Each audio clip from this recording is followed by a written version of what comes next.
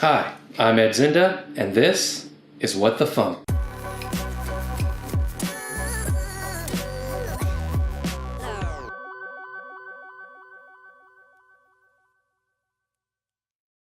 In this very quick video, I'm going to show you how to deploy an Ethereum smart contract using Go. First things first, if you haven't already, go ahead and subscribe down below. Click that notification icon so you can stay updated whenever I post a new video. And with that, let's get into the code. So as you can see, I've got 3 files over here in a new project. I've got a smart contract, store, and I've also got a store.go file, which I auto-generated using ABI-gen. And if you don't know how to do that, go ahead and check out my previous video on how to generate Go code from Solidity using ABI-gen. So I've got this ABI-gen, and then I've gone ahead and fleshed out a main.go file with everything I need to connect to a Ganache instance, which I already have running. So you can see my Ganache instance running, and I've got a bunch of accounts here, and I've set up my private key and a bunch of other stuff for gas and nonce, etc. So what I need to do now, or what I want to do now, is to deploy this contract to a live network, in this case my Ganache instance. So let's take a look at this store.go. And what we're going to use is this deploy store function. And the deploy store function will take something called auth and of the type bind.transactOps.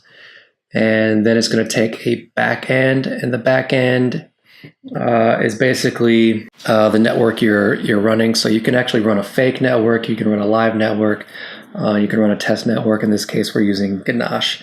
And then because the constructor of our store contract takes a version, the deploy store also takes an argument of type string for that version. So that's what we're going to pass. So back in main.go, we're going to need a transactOps instance. And we can get that using bind.newKeyedTransactor. If we look at this, we need to import this bind package.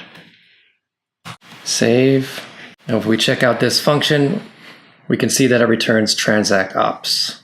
So we pass this private key. Next, we're going to set up all the normal options for this transaction. So the nonce, the value is going to be 0, gas limit, and gas price. Let's set a version variable, and we're just going to say 1.0. And now let's run deploy store and pass the transactor, the client, which we set up here. It's also serving as the backend in this case, and then the input, which is the version number, and then also check for errors.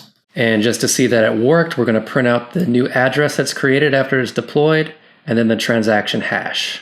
And in this video, we're not going to use the new instance that's returned, so we're just going to set that to a empty variable so that Go doesn't complain. We'll save it. Let's run it.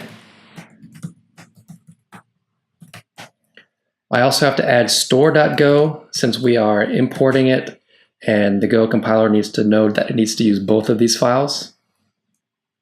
All right, we have an address and a transaction hash. So let's check that this is correct. So ending 3341. Let's check Ganache, transactions.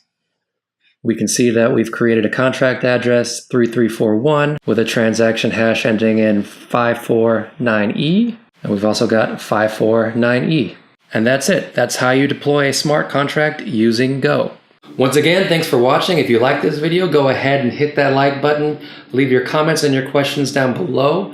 Also, you can find me on Twitter, so go ahead and follow me there. Keep the discussion going, and I'll see you in the next video.